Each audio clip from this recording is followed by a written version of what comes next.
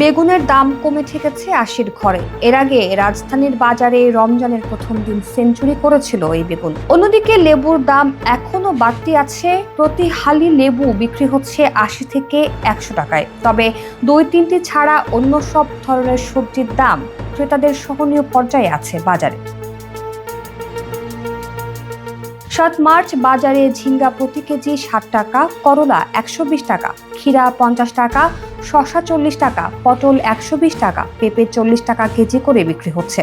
ফুলকপি প্রতি পিস ৪০ টাকা, বাঁধাকপি প্রতি পিস ৩০ টাকা, গাজর প্রতি কেজি ৩০ টাকা, কাঁচা কলা প্রতি হালি ৪০ টাকা, ঢেঁড়স ১০০ টাকা, শিম ৩০ টাকা থেকে শুরু করে ৪০ টাকা, মিষ্টি কুমড়া ৩০ টাকা, টমেটো ২০ টাকা কেজিতে বিক্রি হচ্ছে।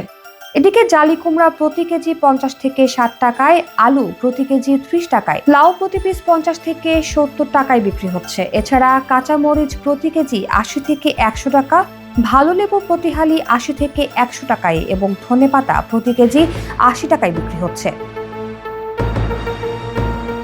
কয়েকজন ক্রেতা বলেন আজও বেগুনের দাম অতিরিক্ত বেশি। এছাড়া লেবু কিনতে হচ্ছে ১০০ টাকা হালি। প্রতি বছর বোঝাই যায় এসব জিনিসের দাম বাড়বে রমজানে, তাহলে কেন আগে থেকে এসব নিয়ন্ত্রণের ব্যবস্থা গ্রহণ করা হয় না? আরেক ক্রেতা বলেন বাজারে বেগুন, লেবু, পটল, ঢেঁড়স, করলা ছাড়া অন্যান্য সব ধরনের সবজির দাম এখনো কম রয়েছে। অন্য সবজির দাম যে কম সেজন্য সাধুবাদ জানাই, তবে বেগুন, লেবুর দাম এত বেশি তার জন্য প্রতিবাদ জানাতেই হয়। রমজানে যেসব জিনিসের দাম বৃদ্ধি পায় সেগুলোর বিষয়ে আগে থেকেই সংশ্লিষ্টদের বাজার মনিটরিং করা উচিত ছিল।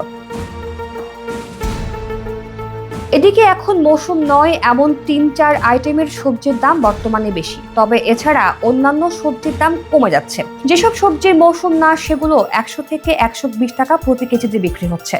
বাকি সব সবজি ২০ থেকে ৫০ টাকার মধ্যে রয়েছে। রমজানের জন্য শুধুমাত্র বেগুন আর লেবুর দাম বেশি। টমেটো মাত্র ২০ টাকা কেজি, বাকি অন্য সব সবজিগুলো ৫০ টাকার মধ্যে। শুধুমাত্র বেগুন ৮০ টাকা কেজি আর লেবু প্রতি হালি ৮০ থেকে ১০০ টাকায় বিক্রি হচ্ছে।